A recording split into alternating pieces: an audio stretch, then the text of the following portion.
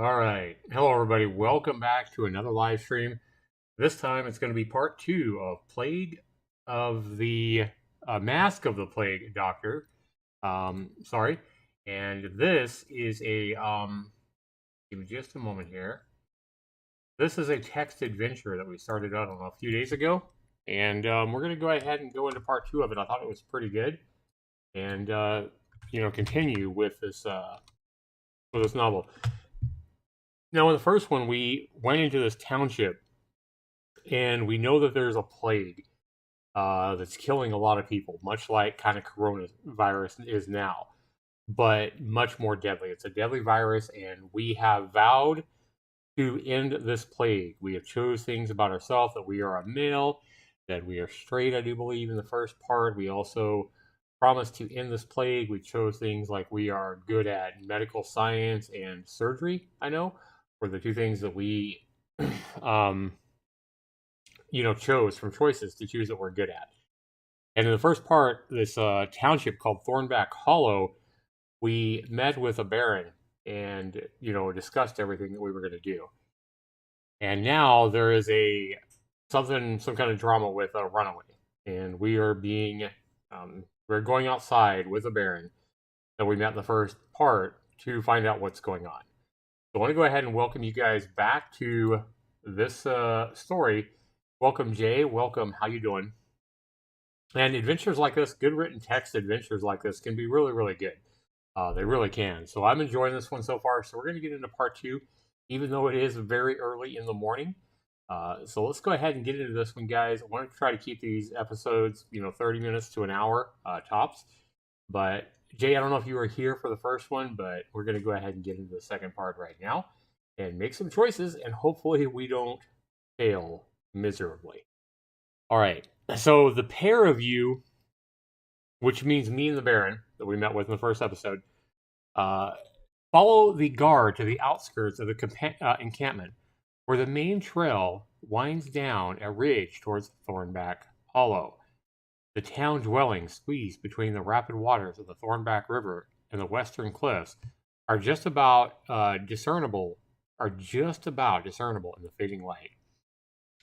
But before you can focus too long on the town, your eye is drawn by a standoff at the side of the road. It's a tall woman dressed in a simple tunic, is being encircled by two uneasy-looking soldiers with crude pikes. A third aims a crossbow in her direction. Oh, wow. How's it going, Ender? On the ground near her lie a baggage pack and a bow. I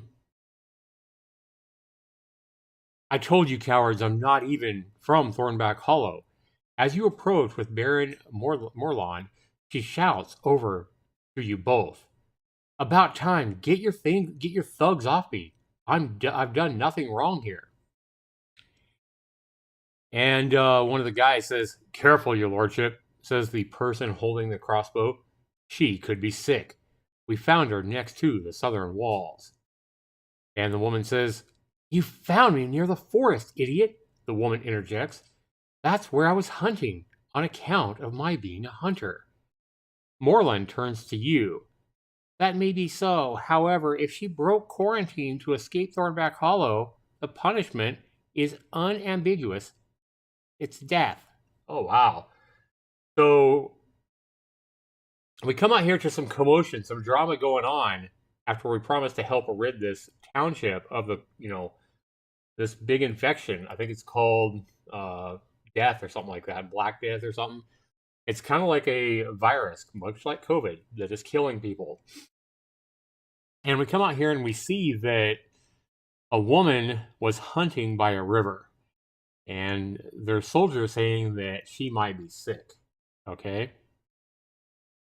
So the Baron turns to us and says, if she broke the quarantine to escape Thornback Hollow, the punishment is death. Wow. That's some pretty stiff punishment. That's like, shutdowns here in America or whatever for COVID, except like 100 times worse. Like, hey, you go out in town without a mask, you go outside your house, you're dead. We're going to kill you. Damn. So do I side with the Baron? It's too risky to let this woman go free. Do I question whether the local deity law would sanction a summary execution? Or should I ask for a chance to check her for any sign of infection? Well, I have actually said in the first episode that I want to be good at like medical, technology or whatever, medical research and surgery. So I would think with my experience and my knowledge that I'd be able to check her for signs of infection. I mean, why kill her if she's not even infected, right? Let's go ahead and do that. Let's ask for a chance to check her for any signs of infection. The Baron waves you forward. Fine, yes. Do impress us all with your medical prowess. You move beyond the soldiers with pikes and approach the woman. She stares at your wolf mask and puts her hands on her hips. Despite her defiant posture, her eyes betray the helplessness of her predicament. Not worried you'll catch something then, she says. You tell her checking people for infection is a calculated risk of your profession and ask if you can look her over for any signs of sickness. Seems like saying no won't do me much good, so go ahead. She says, her arms loosening. You may as well know that I'm Tace. Drake, you reply. Since you have no clear idea what you're looking for, you perform some basic examinations. You look for any obvious fever, abnormalities in breathing, signs of the pox, and find nothing of concern. But when taking Tace's pulse at her wrist, you feel her wince and pull away. As you feel further along her arm, her discomfort is clear. Perhaps an old broken bone that hasn't set right, or some other skeletal fragility. You look at Tace's bow and recall her claim of being a hunter. She shoots you a panicked glance. Uh-oh, it's getting dramatic. Should I maintain Tace's cover? Should I tell Morlon she's hurt and should get further help in Thornback? Or should you expose Tace's lies and seal her fate? Oh, shit.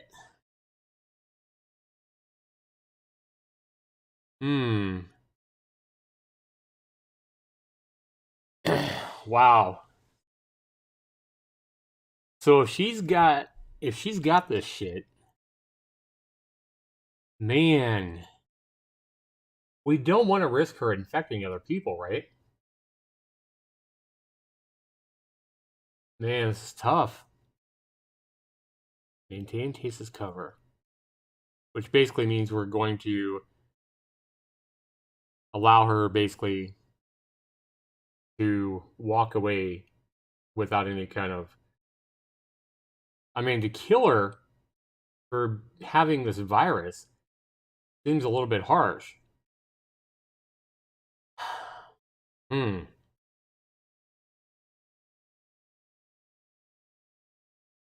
tell Moreland she's hurt and should seek further help in Thornback is only going to risk her spreading this infection. I guess we're going to have to do the honorable thing. Instead of just looking out for her, I think we're going to have to look out for the best of society in the township and expose her for her lies. I mean, it seems like the only right thing to do, right? And I can't say for sure whether she's sick, but I know she lied to us. Baron Morline needs no further confirmation and raises his hand at the soldier holding the crossbow. Man, Case's protestations die. Okay, protest. Case's protestations die in her throat as the bolt pierces her neck. She stands for a moment, a look of astonishment on her face, as her arm reflexively tries to grab the embedded object, but gets nowhere close. And then she collapses to the ground. You choke back some sudden nausea as her body jolts and then goes still. Burn the body, says the Baron. The law is upheld. He looks at you with a hardened expression. Doing the necessary thing is rarely pleasant. Let's get you to your colleagues. Wow. Drama already. Well, hopefully we made the right choice there. As you head back along the road to Baron Moreland's encampment, you hear the steady sound of hooves. In the glow of the newly lit bonfires, it's possible to make out a small wagon heading in your direction, flanked by a handful of figures. Hold for his lordship! The wagon comes to a halt as it pulls alongside you. You catch some hissed discussion within the ranks. What now? Did that petty tyrant forget something? Peering into the gloom, you see a figure wearing a fox mask slap the arm of a taller shape clad in the mask of a boar. It would appear your new colleagues have come to us, Moreland says. The man leading the horse pipes up, speaking rapidly. Your lordship left instructions for some supplies to leave at nightfall, so we thought. I know what I instructed, the Baron replies. Since we're all here, let's have our animal friends meet their accomplice. Step forward. I already forgot your names. The pair step closer and look you over. They both wear the traditional wax leather robes of their profession, along with a stylized, crafted masks. The boar design appears to have a real bone inserted as tusks, while the fox mask is decorated with tufts of fur and sports an elongated snout. Introduce myself to the fox, introduce myself to the boar. Or I wait for one of them to make an introduction, or do I stroke the horse pulling the wagon? Well, I really don't know what this is going to matter, but I guess I'll just go with the first one, the default one. Introduce myself to the fox. Why not? I'm Drake, you say, lifting your mask as a courtesy. Alice Finn, she replies, lifting her mask in kind to reveal a young woman with dark circles under her eyes. Someone, it seems, who is no stranger to early hours and dimming candles. And this upbeat fellow is Aiko Tai. The man in the boar mask tilts it upward in muted greeting, offering a glimpse of the crudely shaved jaw and time-worn face. Terrific, truly. I've never seen a tighter bond, says the Baron, cutting into your introductions. These, he points at the wagon, are supplies for Thornback Hollow. As is customary in a crisis under Crown law, you have some authority over a portion of these resources. Use them as you see fit. The rest will be under the care of Mayor Sil Blake. Oh, and do make sure that the horses come back. It's the only one we have left. With that, he departs back toward the line of tents marking the perimeter of the southern camp. You fall in with your new companions and the accompanying soldiers. A short distance down the trail, you see two soldiers igniting a small pyre. Their pikes lean against a nearby tree, and the smell turns your stomach. Get used to it and prepare for even worse, says Aiko. Follow the road to Thornback. All right. Your lone baggage train makes slow but steady progress down the ridge. Even in the near darkness, you can make out the imposing canopies and sturdy trunks of the dense oak forest that surrounds much of the town. Aiko and Alice have been engaged in intense discussion since your short journey began, and as the torches of the southern gate loom larger on the horizon, their voices get heated. Deferring to ancient deity customs puts people's health at risk, you hear Alice say. But negating those beliefs can cause lasting distress, even if the person heals, Aiko replies, his voice lifting above its prior melancholy cadence. Yes, if the person heals, something that's far less likely if you're pandering to whatever local deity nonsense they insist on. The people in the Vale of Tellerton think that their hive weaver makes all honey sacred, which, according to you, means we should not use it on wounds. Alternatives can be found, and if you're intelligent, you can use something else to stave off infection. Should we just ignore our oaths as plague doctors and harm the patient by invalidating their rituals? I seem to recall you dodging a customer or two on our last outing, Alice says. Before you get too sanctimonious about this. Sanctimonious about this. Um, Look, that's sometimes medical circumstances are so pressing that Aiko notices you watching their debate and waves you closer. We need a deciding vote, Drake.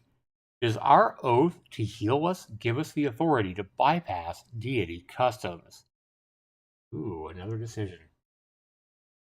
Do I side with Alice? Doctors must do whatever it takes to heal someone. Should I choose a side with Aiko? Respecting the deity beliefs can prevent a different type of harm. Or should I say I mutter that plague doctors seem to get blamed no matter what they do? No. Or should I suggest that many of these problems vanish if you're flexible with the truth? Hmm.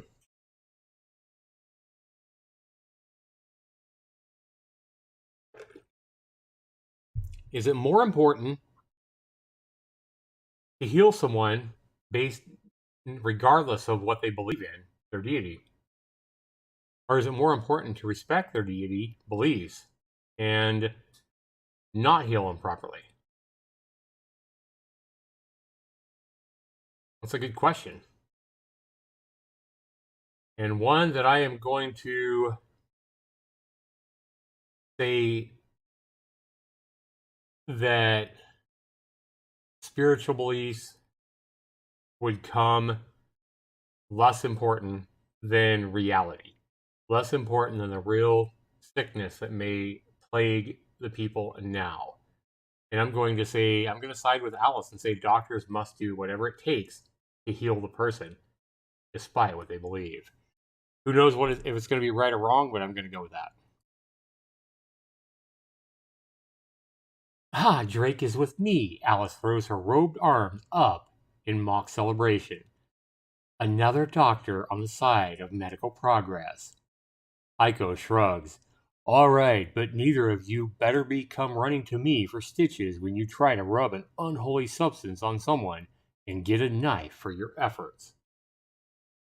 Oh, I know better than to ask you for a favor, Alice says, laughing. The argumentative tone has vanished, and it's clear that there are no hard feelings between these two now. I heard you arrived today, same as us, Aiko says. Where do you hail from? Should I say I'm local, born just over the hills? I was born in this realm, close to the imperial capital. I have traveled here from overseas. My family fled from their land when the crown invaded. Are everywhere. I'm always at large. So this is basically a decision. This is basically a question asking where we want to be from.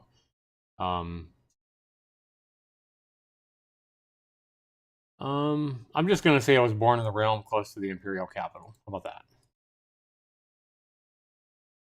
I had an inkling, Alice says. The accent, plus you have that look about you. You exchange some anecdotes about your upbringing to pass the time, but before conversation turns to Thornback Hollow. What did the Baron tell you about this assignment? Was it in line about getting a spot on the Fellowship of Royal Physicians? Aiko asked, leaning in to keep your conversation out of earshot of the escorting soldiers. When you confirm this to be the case, the surgeon curses to himself. I bet he told you that nonsense about his family coat of arms, too.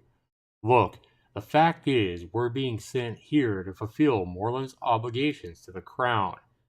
An outbreak of plague means sending in the doctors. He doesn't expect any success, and when we fail, we'll suffer the same fate,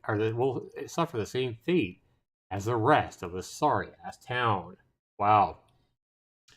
The soldier leading the wagon calls the horse to a halt.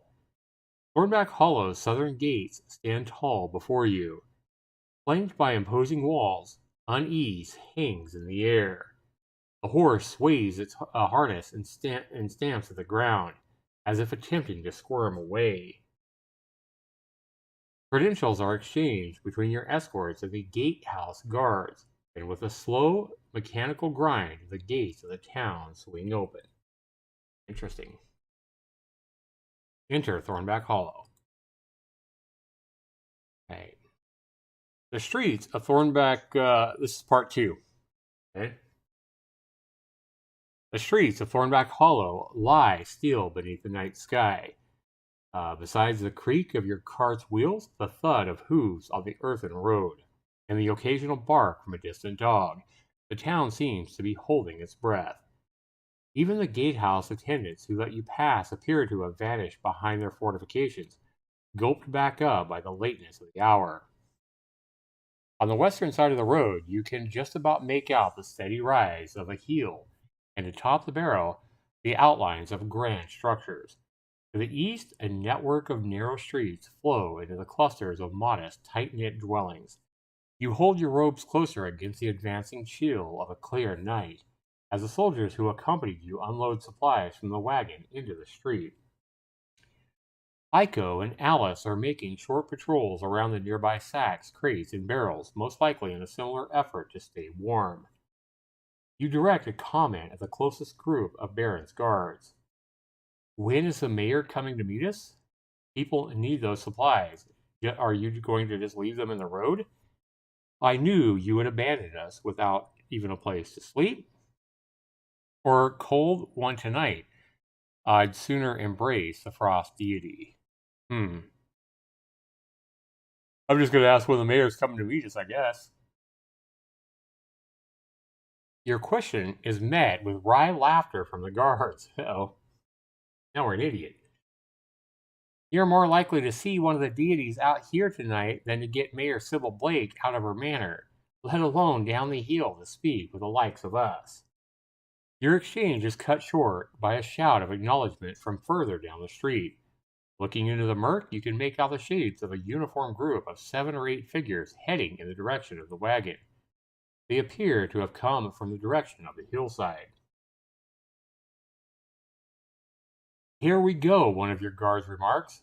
Mayor Blake's finest. The militia fan out around the spot where the supplies are being deposited.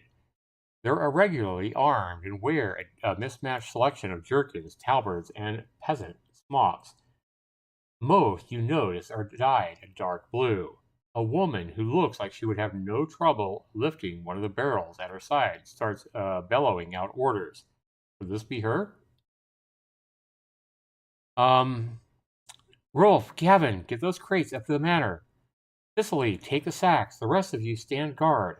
We'll switch shifts in an hour. No breaks until all of this is up the hill. You realize that all may well include a portion of the supplies, earmarked for your own use. But defying Mayor Sybil Blake's militia is likely to antagonize her and them. Do I defer to the mayor's authority and allow some supplies to be taken? Do I try to convince the militia that some of the supplies are dangerous to touch? Do I say a bit of verbal intimidation should convince them to leave our supplies alone? Or should I say it looks like this group will only respond to physical confrontation?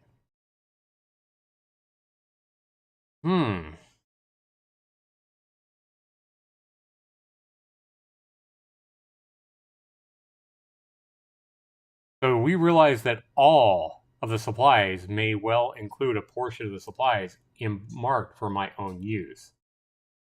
Well, why would I want to let them just take my own supplies or supplies that should be mine?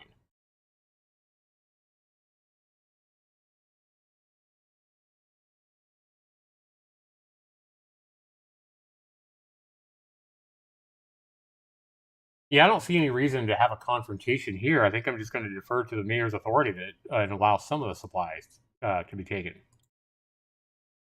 You stand and watch as the militia begin carrying the various crates and barrels away.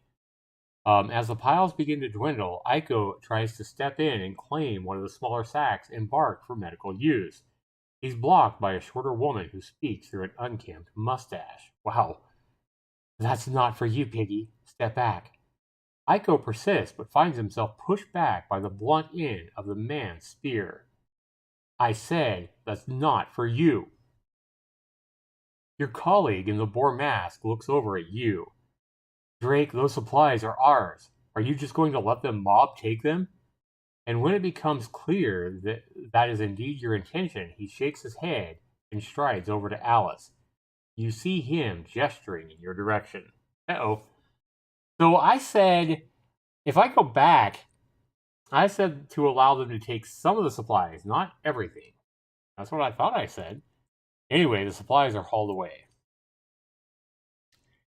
You see the backs of the militia group as they disappear into the night, making their way slowly up the hill at the urging of their leader. Moreland soldiers are leaving too, turning the empty cart and heading towards Thornback Hollow's southern gate. You hear horse hooves seize as the towering entrance is cracked open by re-emerging watchmen. Then the straining of ropes and gears, and a final thud as it swings to a close. Aiko now pulls up his mask, resentment in his eyes as he confronts you. Something you need to understand. Those people who do the dirty work for higher powers, they won't just stop at a few supplies. And Alice says, you better have a spectacular explanation for what just happened, Drake. Her arms folded across her chest. Uh-oh, we just pissed off our two fellow plague doctors by allowing those people to take all the supplies. Hey man, I was just trying to avoid a confrontation. I guess that wasn't the best advice. Or the best choice, rather. Should I say Mayor Sybil Blake is in charge of Thornback Hollow, and unless that changes, we defer to her authority?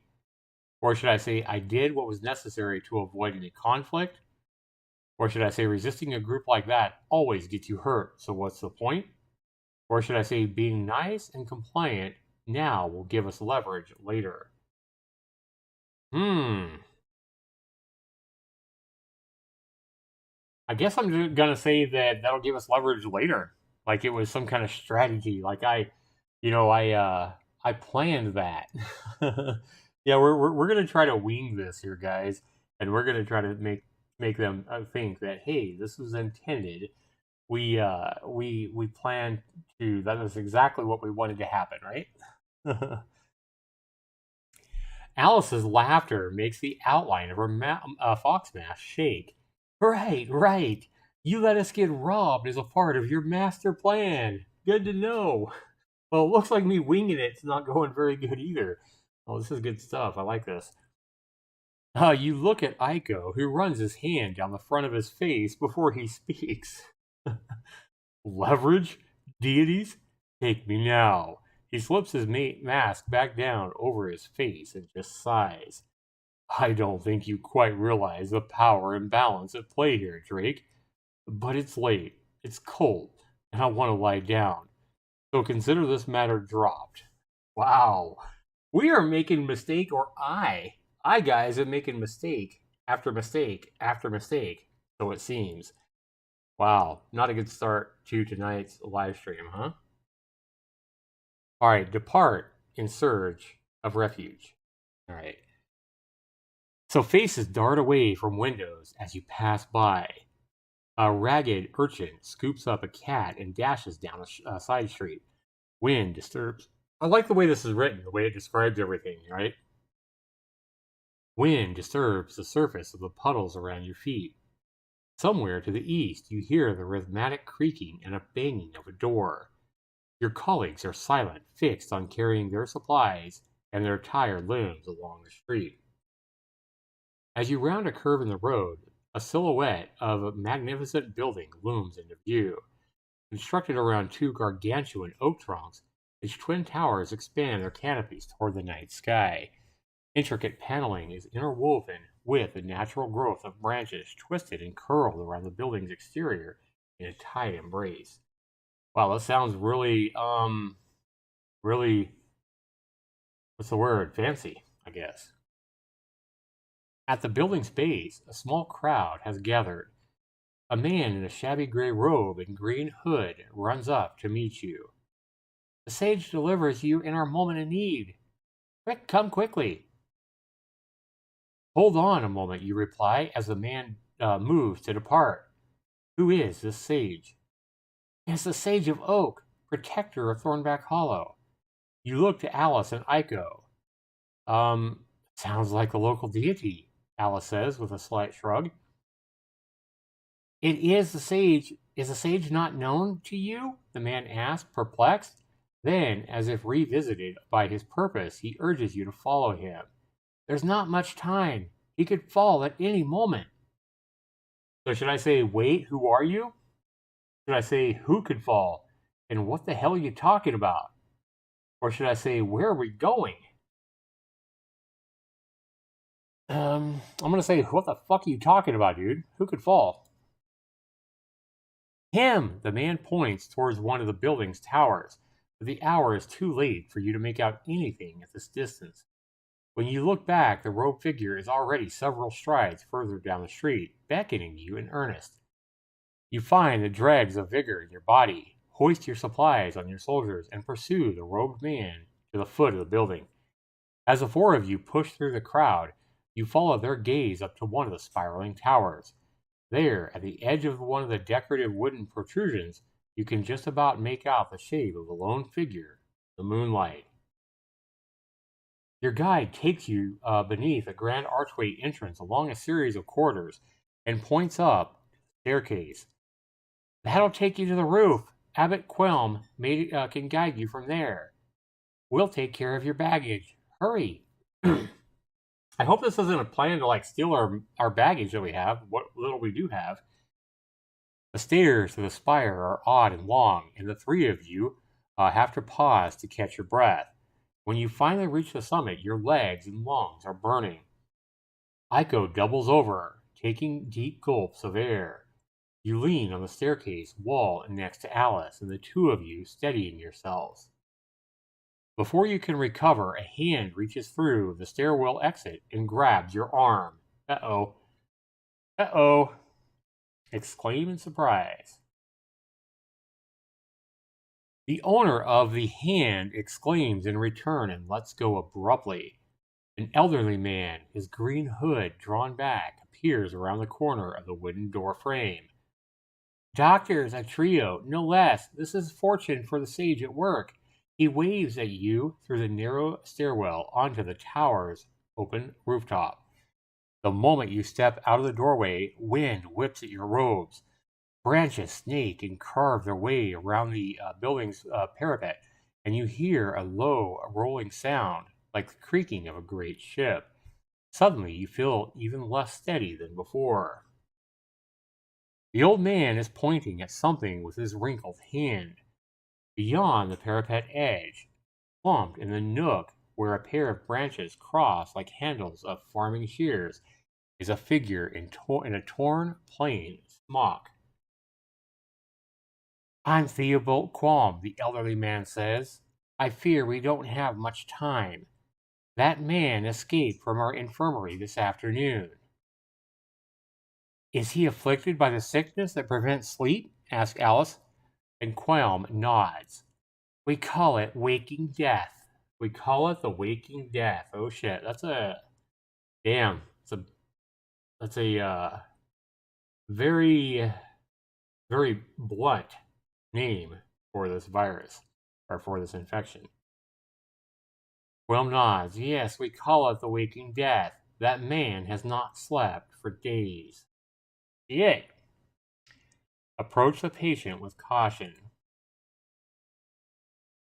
The three of you edge towards the parapet. As you get within a few feet of the patient, you can see that his clothing is hanging off a thin frame. His legs and knees are marked with a series of sores, no doubt from dragging his exhausted body up the staircase. He snaps upright and lets out a low wail, flapping his arms meekly in your direction. The sudden motion is enough to cause the branches supporting him to sway in an alarming fashion. You look down towards the ground, where the torchlight from the gathered crowd provides a mirror of all stars above. A fall from this height would, without question, be fatal.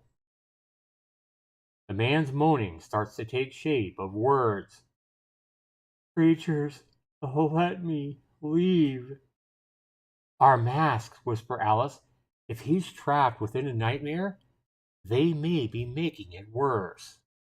Okay.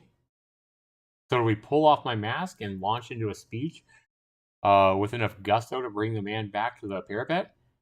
Do we leave the mask on and encourage him to follow the mystic hallucinations to safety? Basically, let him die, I think. Do we take off my mask, climb out onto the branches, and try to pull him in? Or with my mask off, diagnose his symptoms in an effort to calm him? I'm going to choose number 4, I think. I'm going to take my mask off, diagnose his symptoms in an effort to calm him. You heed Alice's advice and tell your colleagues to remove their masks as well. Calling out to the man, you attempt to talk him through an illness that you're encountering for the first time ever. The pain, the visions, they're all because you haven't slept, you offer. The 3 of us are doctors and we can help you, but you need to come over here where it's safer. You begin to see him sob, his hands to his face. His words are difficult to make out above the rising wind and the rustling of branches. So tired. End it. Damn. We can help you, you say again. There are people below. If you fall now, they could get hurt as well. Help how? He looks at you, exhausted. You hold up your pouches of medical herbs and list several concoctions that cause patients to slip into slumber. In truth, you have no idea whether these medicines will work on this new plague, but there's a conviction behind your words to which the man responds. He hauls himself back along the thicker of the branches at a painstaking pace. The wind whips around you as his hands finally meet yours, and you're able to pull his weak frame over the parapet and back onto the roof. Sanctuary monks help the man away down the stairs. The abbot gives Alice and Eco a warm pat on the back and smiles at you with some pride.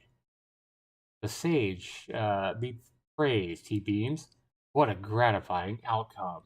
Well, we finally did something right. That's good, right? So what do we say to this? That man is the subject of the crown. Perhaps in time he can serve the realm again. We say happy to help, but I'm glad nobody was hurt. The sage, I presume that's your deity. I saw no divinity out there on the branches. Or aiding the sick is our calling, no matter the risks. I'm just going to say happy to help. Glad nobody got hurt. All right. So we got an achievement here. Okay. Anyway, the abbot says, indeed so, says the abbot, still smiling. I'm so relieved. And Aiko says, that man is still sick. Where did you take him? And the Qualm says, we'll do what we can for Eustace, but he'll be under stricter observation, Qualm replies. And then he says, you'll be welcome to visit him, of course. He motions toward the stairwell. Now let's get off this roof so I can show you your quarters. The hour is late, and you must all be ready to rest. You're inclined to agree, but as soon as your heart stops trying to flee your chest, below you, out of sight, a small crowd breaks up as people return to their homes. This harrowing encounter, brief though it was, has given you your first insights into the plague. Follow Quelm to your quarters. The abbot takes you down a short flight of stairs and shows you a simple, windowless room with a modest bed and a desk. Everything, as far as you can make out, is carved from the same species of oak. The supply baggage that you brought with you is already propped in the corner. Decoration is sparse, consisting of a lone figure hewed out of the very wall itself. You peer closer in the dim candlelight and make out outstretched arms, a canopy of leaves sprouting from the fingers, and an androgynous visage, whatever that word means. I have no idea. I've never seen that word before. The Quelm says, "May the sage watch over your rest," Quelm says, noting your interest in the wall carving. "I'd be delighted to show you our sanctuary and discuss our customs when the sun next blossoms. Our courtyard has had a well for our courtyard also has a well for you when you seek rejuvenation." Okay. Until then, he motions to the bed. You watch him depart. Aiko and Alice's voices can be heard in the corridor as the abbot shows them the adjacent rooms. You toss and turn on the unfamiliar bed. Though your limbs cry out loud for sleep, your mind refuses to allow it. You see the sanctuary rooftop. Eustace, his tattered clothes hanging from an exhausted frame, looping the outcome over and over again in our mind. You saved him, but to what end? You have no cure for this waking death, or have any idea how to begin making one. Resigned to your restlessness, you finally pull yourself into a sitting position on the edge of the bed. The room is dark, save for the occasional flickers reaching under your doorway. You leave your mask on the desk, ease open the door, and step out into the hallway. The flickering candlelight is coming from the room across from your own. It's Alice's, you presume. Behind the door next to yours, you can hear a loud wail. It sounds like Aiko. A nightmare, perhaps. This could be an opportunity to bond with one of your new colleagues or further explore the sanctuary. Should we tap on Alice's door to see if she's still awake? Should we investigate what's causing the moaning sound from Aiko? Or stretching my legs and exploring these corridors might help me sleep. No, I don't think we know Aiko well enough to wake him in perhaps something that happens every night. We don't know. Um, and obviously a female is probably going to be more attractive to me than a male anyway. I think I'm going to see if Alice is still awake and see, maybe ask her about Aiko and his moaning in his sleep. That sounds like a good plan to me. You give a light knock on Alice's door. There's a rustle of parchment before the door cracks open, and her face appears in the space. Like you, she has put aside her mask for the night. "Oh, Drake, it's you. I thought Aiko might be having his dreams again. Come in. I can't sleep either." Inside, you see papers and several books strewn all over Alice's bed. Otherwise, her room looks largely the same as your own. The carved icon of the Sage of Oak you notice is in a slightly different pose. Here, they seem to be tending to a group of smaller trees. "My supplies," says Alice, waving her hand over all the books. "I didn't bring much actual medicine, I'm afraid." She puts her fingers to her forehead. "The thing is, these usually do me more good than piles of herbs, but not this time." You perch on the side of her desk. Um, Tell me, Drake, after seeing Eustace, do you have any idea where to even start with this waking death? I feel like we should probably be honest with her, so let's look for the most honest answer, okay? We need to trace it back to the source and work from there. Trust the deities to guide us through our doubt? No. I think if we work together, we're bound to figure this out.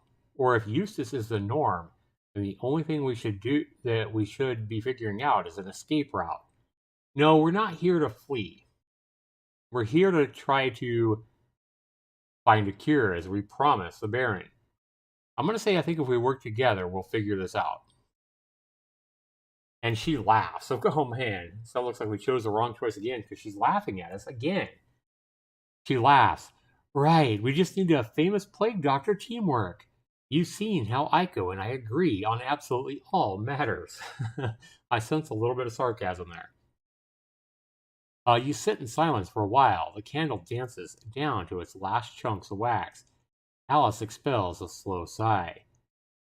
"So many of these books are concerned with poultices and potions and how to deal with this ailment and that ache, but so few can explain why these concoctions even work." She runs a hand into her hair and rubs the back of her scalp. I know that vervin will soothe pains in the head. I've even used it myself. It's sometimes said that the poultice is drawing out bad blood. But what does that mean? When does blood go bad? Ugh!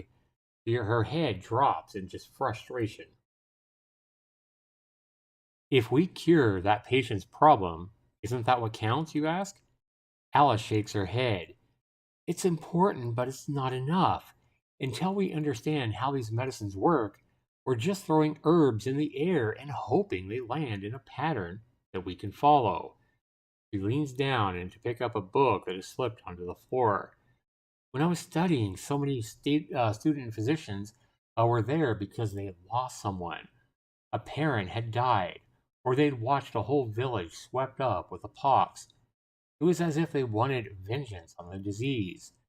They wanted to conquer it, beat it into submission. She looks at the fox mask beside you on the desk. That's not my way. This isn't a war. It's a pursuit of knowledge. I want to understand this plague, not just vanquish it. And you nod. She moves over her bed, gathering up the pages and parchment into a more formal pile. It'll be daybreak before we know it. You better get some sleep.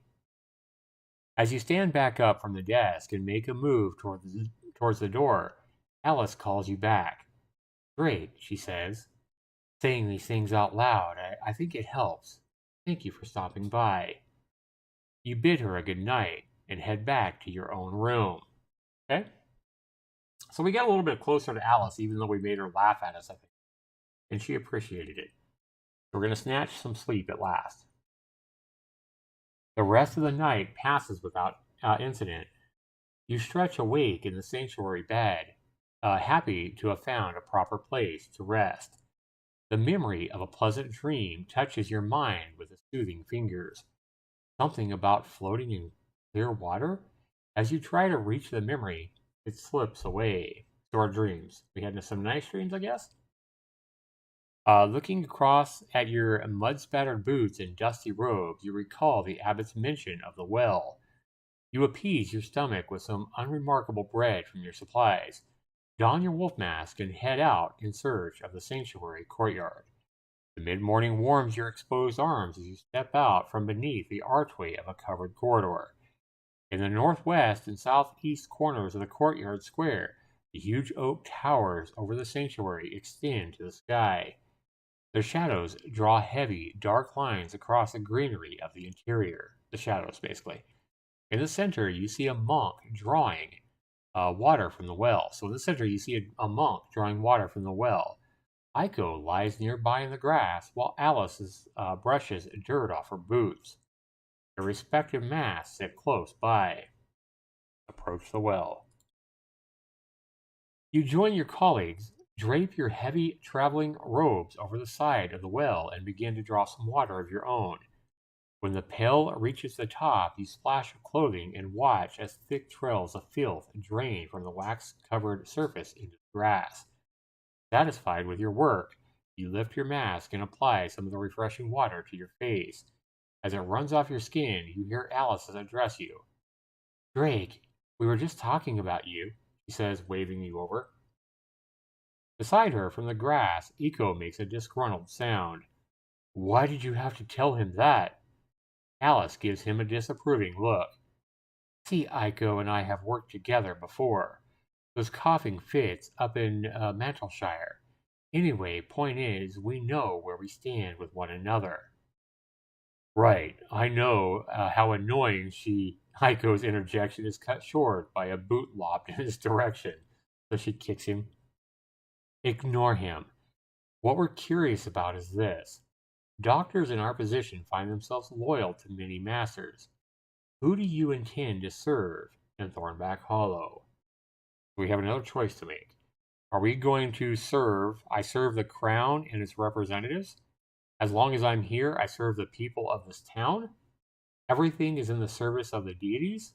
No. We've already kind of chosen against the deities, so that wouldn't make sense. My duty is to our profession, to medicine. Or do I serve myself and whoever can get me out of here alive? No, that's a really selfish decision. I'm not like that. Not even when I play Dead by Daylight. Very altruistic, and I'm going to continue to try to be the same way here. So, of course, as long as I'm here, I serve the people of this town, and hope you guys do as well. You know, the other plague doctors. A virtuous answer, says Aiko. Just remember that the people rarely all want the same thing.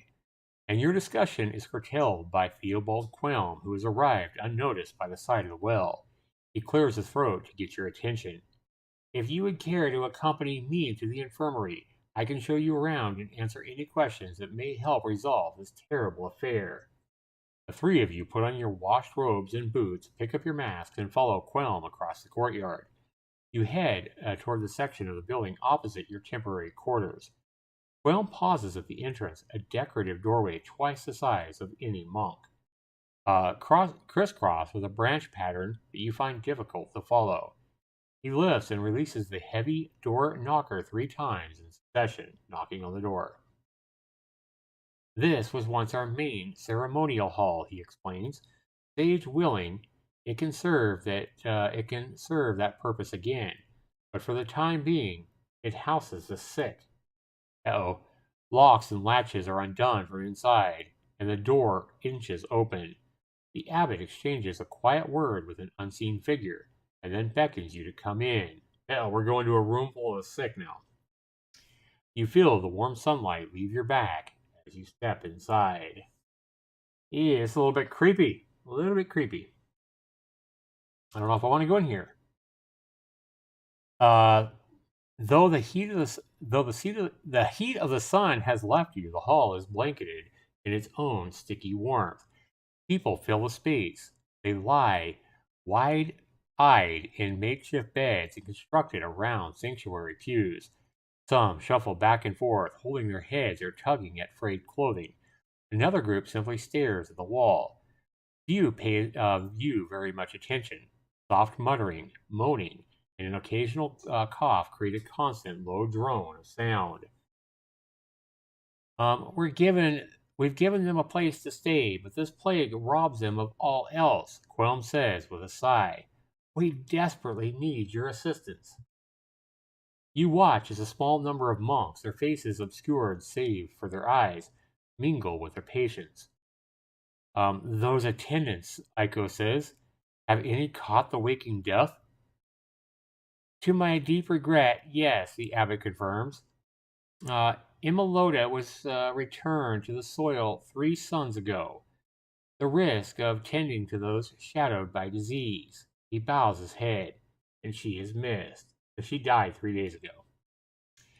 Aiko looks grave. So, in the right conditions, it can spread. We conduct the ritual of the sage daily, Qualm says, and trust in their mercy. His voice lowers. I have some knowledge of medicine, but this sickness is beyond my skills as an apothecary. If you wish, you can stay and attend the sage's blessing. I can say, what have you observed about the behavior of the sick? Is this everybody in town? Is this everybody in town who has the disease? How are your supplies of food and water? Or should we say, forgive me, but how many have died from this plague? I'm going to say, first of all, is this everybody in the town who has a disease? I'm going to guess it's not, but I'm curious. The abbot hesitates for a moment before responding. No, not all. No. We have been forced to put certain patients in isolation, those who threaten violence against others or themselves. Eustace is one such person. And outside the sanctuary, asked Aiko? Mayor Sybil Blake has decreed that the sick be housed here. We take them all in who are presented at the gate, says Quelm. Beyond that, I cannot be certain. Alice breaks the quiet contemplation she has held throughout the discussion, and she asks, Abbot Qualm, who was the first victim? With that lead, we may be able to trace the source of this plague. Quelm thinks for a moment. I fear I cannot answer that question. It could be someone who never made it into our sanctuary. You are free to ask around the patients here. They may be able to recall something. The monks have completed their rounds. You see a side door open and 2 more monks emerge carrying a large offering bowl. With care, they place it in a plinth in the center of the room. The patients who are still able to stand begin to edge in closer, and you realize for the first time that many are clasping small twigs and handfuls of leaves. That's interesting. And the abbot says, "This is the ritual of the sage. The ritual of the sage is upon us." Do we say, "I want to observe the ritual and question some patients"? "I want to ask if I may partake in the ritual"? Or "I want to talk to Eustace"? Um, I guess I'll choose the first one. I want to observe the ritual and ask some questions of the patients.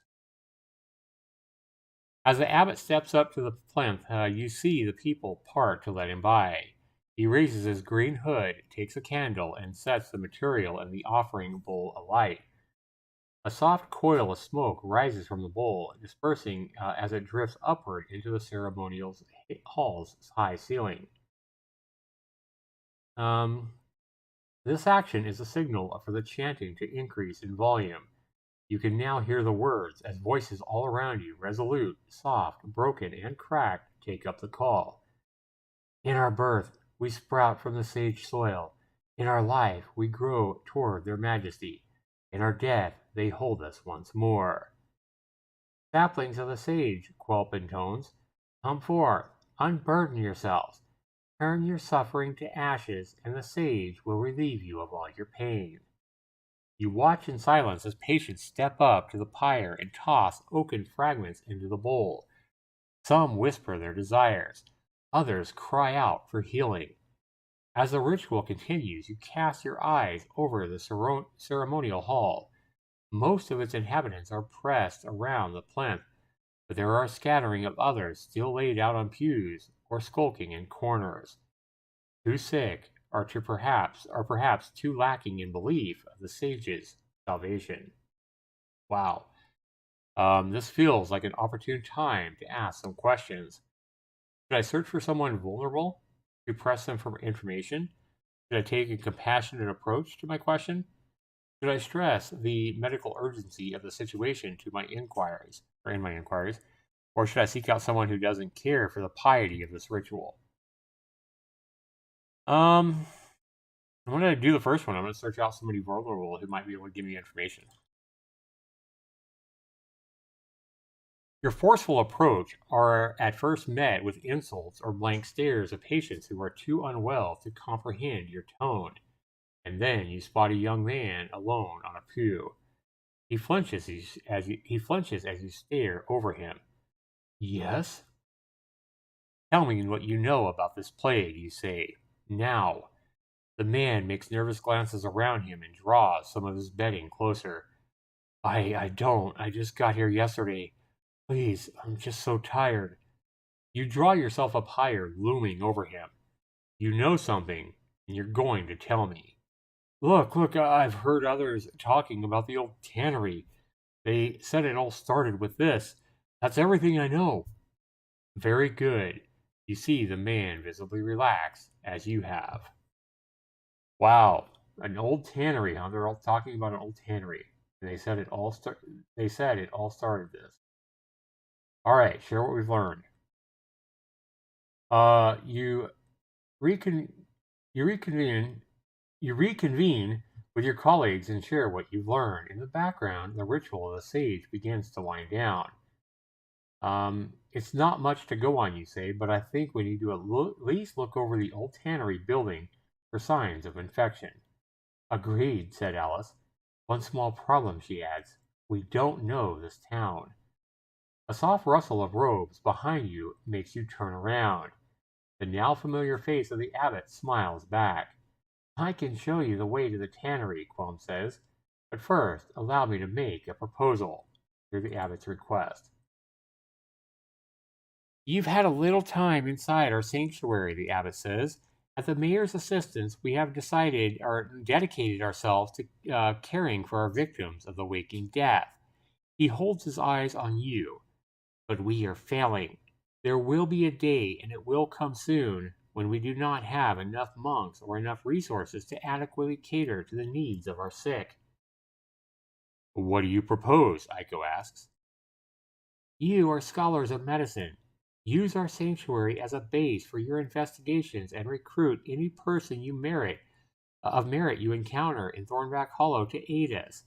The abbot gestures below him. I will have the cellars cleared and prepared for your studies. Your rooms will be available for as long as you require them. You look at your colleagues, and each of you share nods of acceptance. Theobald Quilm clasps his hand in yours. Let us rid this town of the waking death together. I'm sure it beats sleeping on the town streets. That's kind of funny. With a sage at our backs and no plague can flourish. Or I just hope this alliance will be enough. Let's be optimistic here, guys, and let's say, let us rid this town of waking death together. We're going to be confident that we can conquer it, okay? I'll stay here for the time being, says Aiko. The abbot is right. He needs assistance tending to the sick. I'm afraid that means you'll be without my sunny disposition for a few hours. Your presence will be welcome too, Aiko, says Quelm with a slight bow of his head.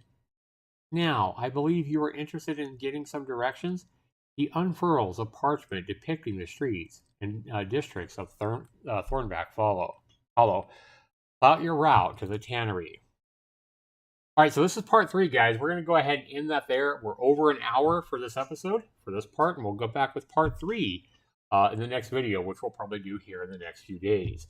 I do want to thank you guys for watching. Thanks so much for listening to this. And if you listened to this whole thing so far, be sure you comment down in the comments below and let me know right here on YouTube. Thanks so much for watching, everybody. Be sure you like this video if you enjoyed it. This has been Zaxtorian, and we'll see you right back here real soon.